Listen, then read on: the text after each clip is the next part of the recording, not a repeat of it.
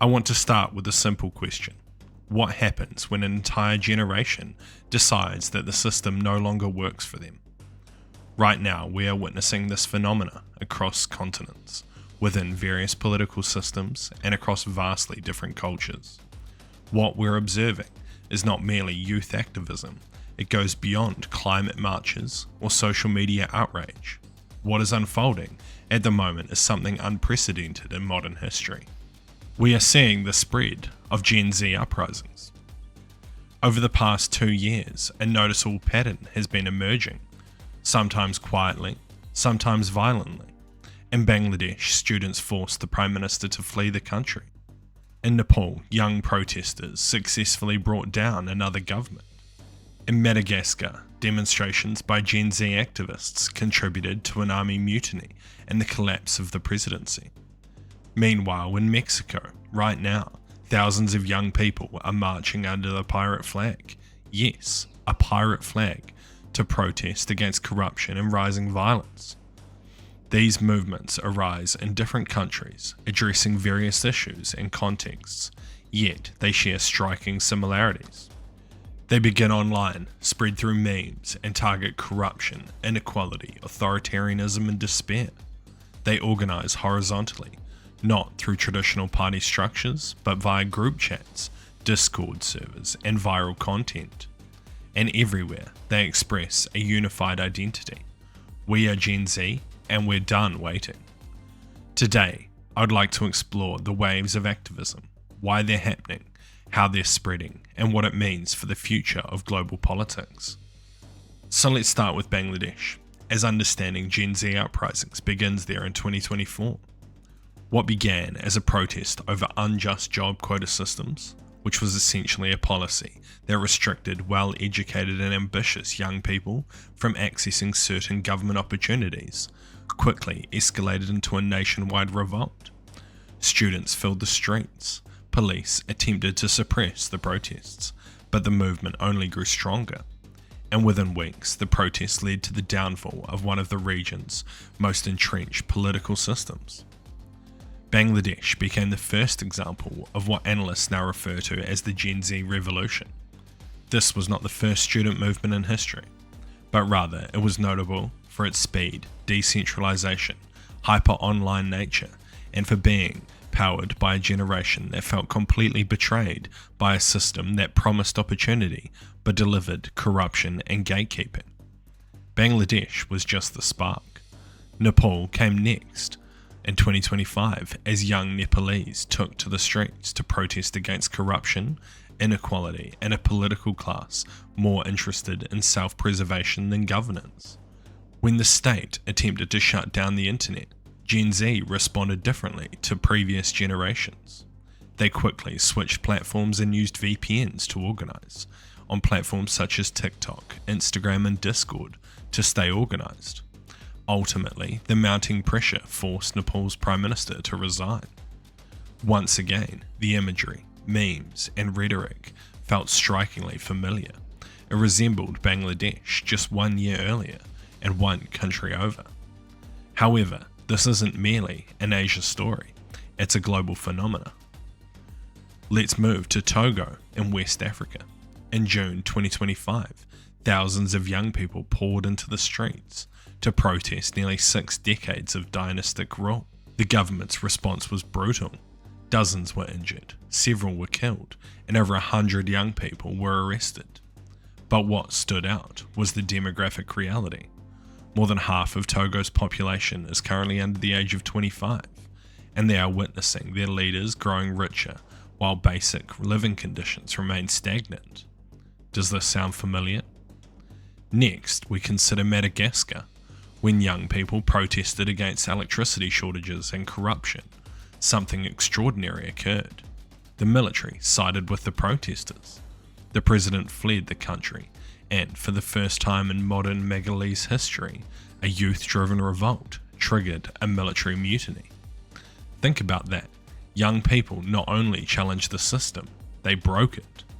Now, let's look at Latin America, when Gen Z protests are transitioning from warning signs to political earthquakes. In Peru, protests erupted over pension policies, low wages, and perceived weak presidency. In Mexico, demonstrations took place following the assassination of an anti-cartel mayor, an act blamed on the government's incompetence or complicity. Protests in Mexico City have turned violent, leading to injuries for over 100 police officers. Yet the protesters continue to come out, flying the same pirate skull flag that had emerged in Asia and Africa, and now in the Americas. What makes these Gen Z uprisings unique is that the protests do not merely echo each other, they actively imitate each other. The same symbols, strategies, and language of generational anger appear repeatedly. Gen Z in one country watches as their counterparts in another topple their leader and restructure their government, and it makes them think, why not us? This raises a significant question. Why is this happening globally all at once? What is driving this generational revolt? And I believe there are 4 interconnected answers. Firstly, is the economic situation. Gen Z is the most educated generation in human history, yet in many countries they are poorer than their parents. They earn less and face higher living costs. Youth unemployment is high in Asia, Africa and Latin America, and even in parts of Europe. Many young people feel as though they were told to follow the rules, go to school and work hard, but they are promised rewards that never materialized. Secondly, there is the corruption and political decay. Almost every Gen Z protest is sparked by some form of corruption, whether it's stolen resources, rigged systems, political dynasties, or elites entrenching themselves while telling young people to be patient. This generation isn't patient, and quite frankly, they shouldn't be. The third factor is the collapse of political representation. Young people feel entirely shut out of politics. Political parties fail to recruit them. Leaders are disregarding their voices, and institutions ignore them until they are forced to take to the streets. Finally, and this is what makes Gen Z truly unique, is the global digital consciousness. This is the first generation where a teenager in Kenya and a student in Nepal, a gamer in Mexico and an activist in Bangladesh all share the same internet, the same memes, the same news, and the same videos of political turmoil. When they see others succeed, that success becomes contagious. Movements that were once local have now gone viral. This explains why you might see a one-piece pirate flag referencing a Japanese manga at a protest in Madagascar, why chants from Thailand resonate with people in Indonesia, and why TikTok protest tutorials created in Sri Lanka are being used in Nepal. For the first time in history, a generation is protesting in sync, not because they're coordinated, but because they are influenced by the same information ecosystem. However, let me emphasize, this is not a feel-good story about youth empowerment, nor is it a doomsday narrative about chaos. The Gen Z uprising has 3 significant implications, and they're complex. Firstly, in country after country, elites can no longer assume that young, frustrated populations will passively accept corruption or incompetence. This does not mean that every Gen Z movement will succeed. Many will not. Some movements may be suppressed, some may burn out, and others may be co-opted. However, a psychological shift has already taken place. Young people now understand that they have the power to bring down leaders. Once this belief becomes ingrained in the political consciousness, it is unlikely to fade away. Next, when a generation feels economically betrayed, politically ignored, and digitally empowered, it creates volatility.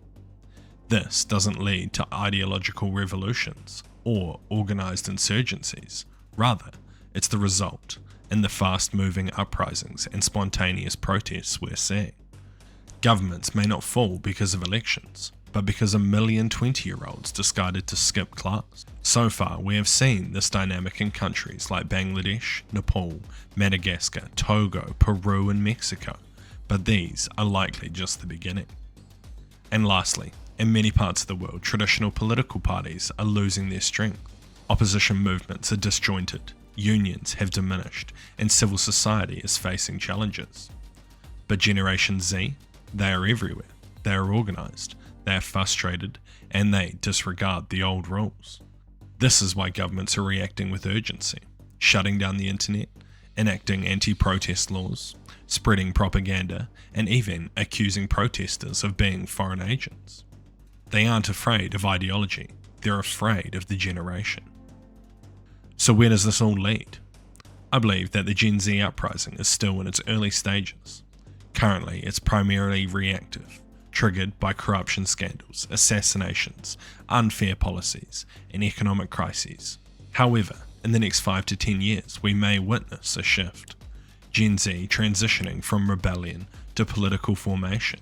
It's possible we could see new political parties, new leaders, and new innovative models of governance shaped by digital native organisations. And yes, we might even experience new forms of democracy.